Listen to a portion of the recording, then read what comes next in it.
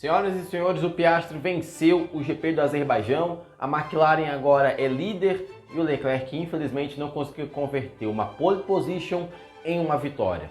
E agora eu quero só destacar essa parte do início do vídeo, só para tirar esse elefante da minha frente. Como que o Leclerc passou a corrida inteira tentando a exata mesma ultrapassagem em cima do Piastri, o Piastri se defendia da mesma forma o tempo todo e ele não tentava algo diferente. Como resultado, Piastri ganhou, Leclerc chegou em segundo e o terceiro foi George Russell, que viu um troféu caindo no colo dele no final da corrida. Tudo isso eu vou comentar com você nesse vídeo, então já para começar esse espécie de magazine da corrida talvez, vamos com o que eu achei da vitória do Piastri nesse GP do Azerbaijão. E o Piastri venceu no Azerbaijão com muitos méritos, não foram poucos, não foi só porque ele tinha um carro, pelo menos o melhor carro do momento, não foi só por isso. O Piastri ganhou a corrida do Azerbaijão no modo mais Piastri possível.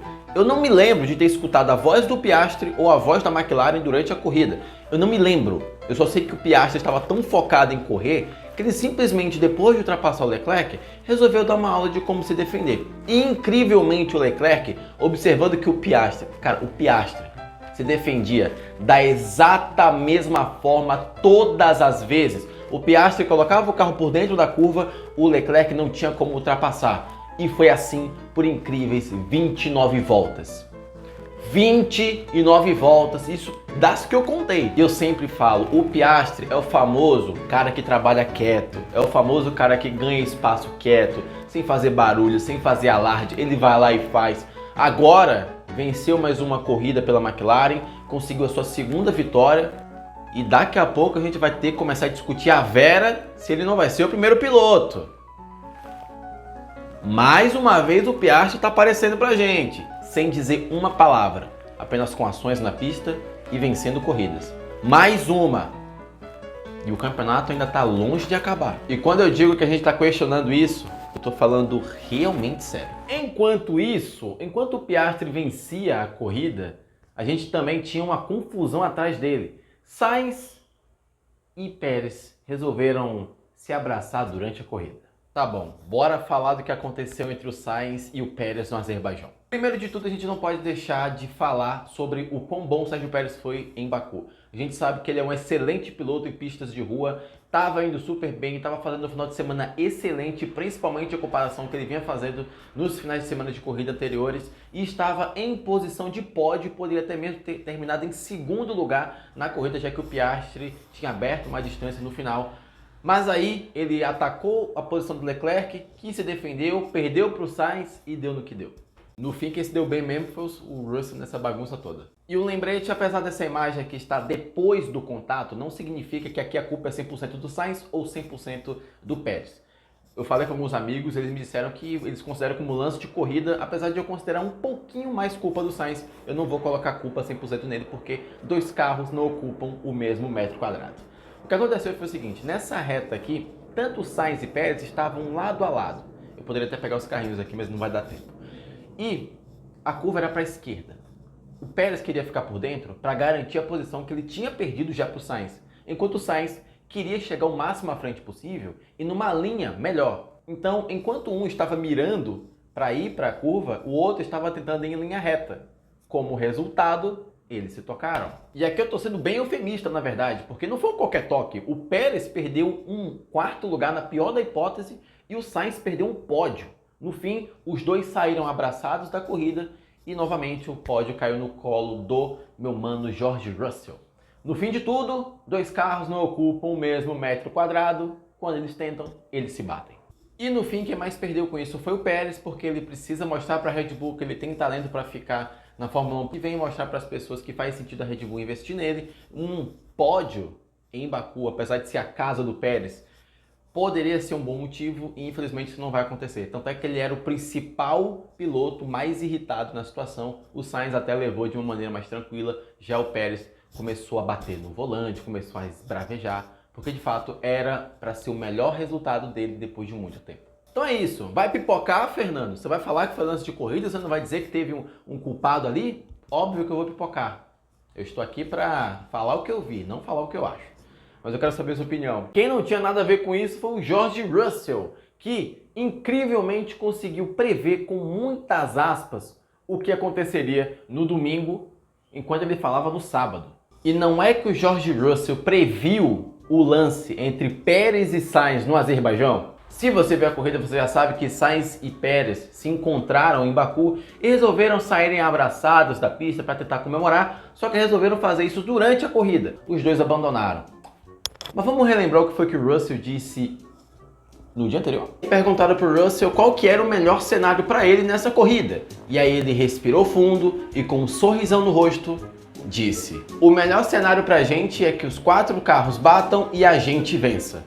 Com esse sorriso. Pois é, aconteceu. Não foram 4 carros, mas sim 2 carros que estavam à frente dele, que resolveram bater entre si, saíram da pista e o terceiro lugar caiu no colo do George Russell, que mais uma vez herda posições por ver seus rivais saindo no tapa na frente dele.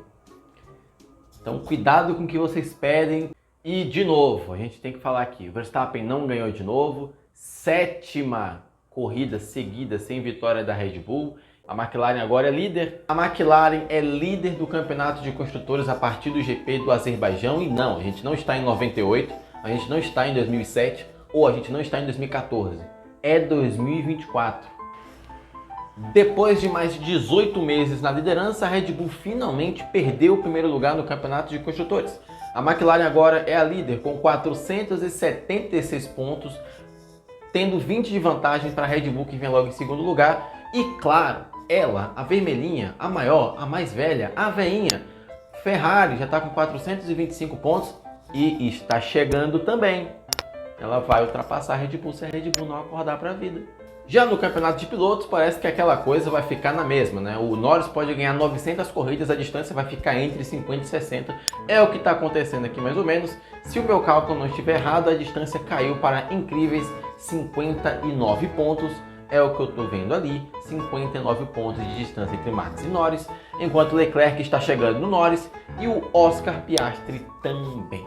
E talvez você tenha sentido falta de uma certa frase que eu sempre digo, pelo menos nesse ano de 2024, mas você já sabe muito bem que frase eu diria, então fica para você dizer aqui no campo dos comentários. E na parte de baixo da tabela a gente teve algumas novidades, como por exemplo os novatos Colapinto e Berman pontuando na Fórmula 1.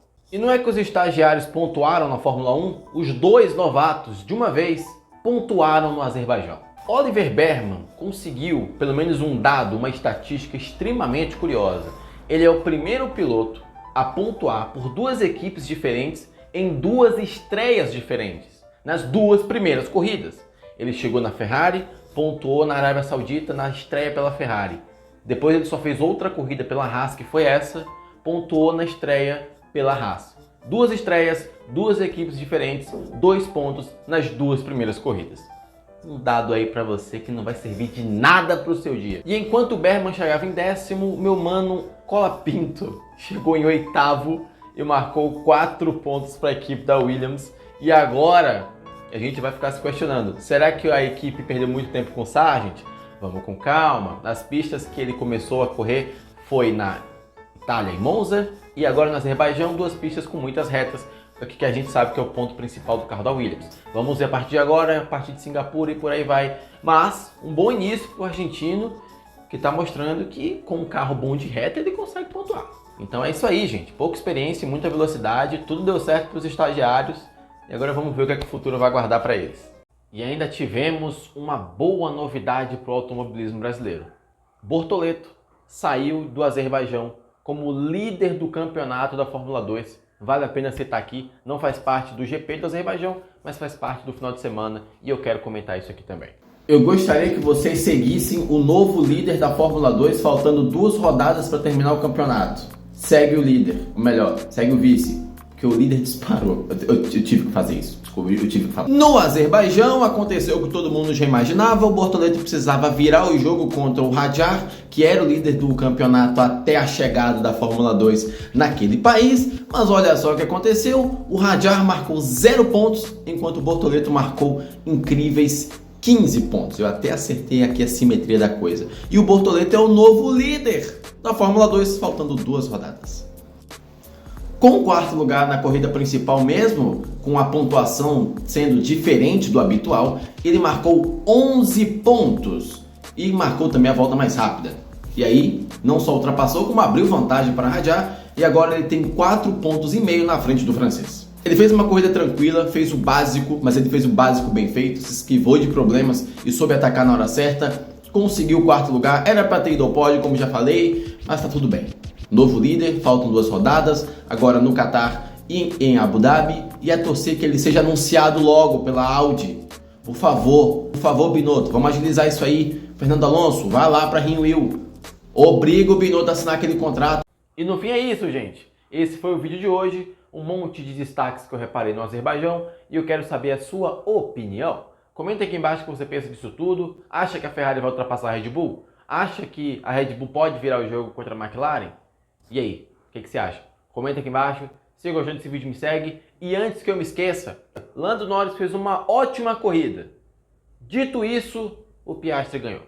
Até o próximo vídeo.